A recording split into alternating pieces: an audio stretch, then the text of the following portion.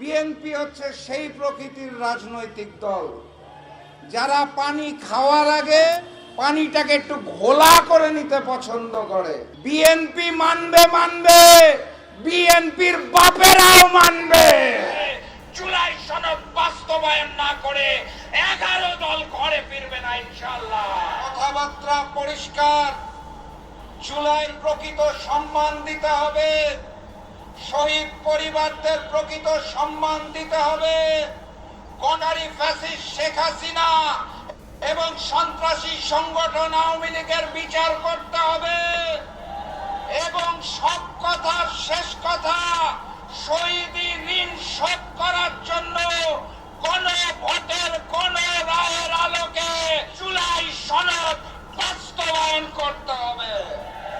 এর কোনো বিকল্প আমাদের হাতে নাই।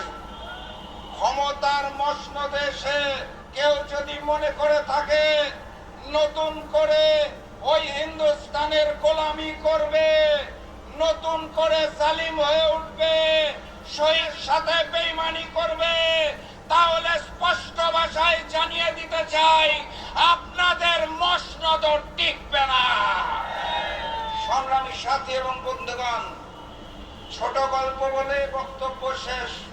আপনারা জানেন এক প্রজাতির প্রাণী আছে, পশু, যারা পানি খায়, খাওয়ার আগে পানিটাকে একটু ঘোলা করে নেয়, জানেন তো নাকি?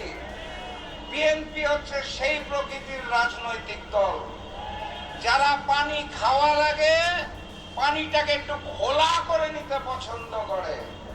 তত্ত্বাবধায়ক সরকারের আন্দোলন মনে আছে?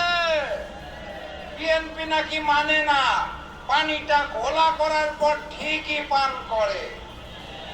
গণভোটের গণরায়ের আলোকে জুলাই সনদের একই অবস্থা হয়েছে। বিএনপি মানবে, বিএনপির বাপেরাও মানবে। পানি ঘোলা করে খাবেন নাকি শুদ্ধ করে খাবেন সেটা আপনাদের ব্যাপার। বাংলার মাটিতে গণভোটের গণরায়ের আগে জুলাই সনদ বাস্তবায়ন না করে 11 দল ঘরে ফিরবে না ইনশাআল্লাহ। প্রস্তুত আছেন? বিপ্লব অনিবার্য। একটা স্লোগান দিয়ে শেষ করে দেই। তৈরি আছেন তো নাকি?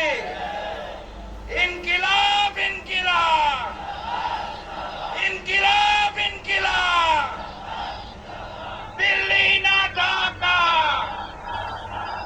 গোলামি না আজাদি।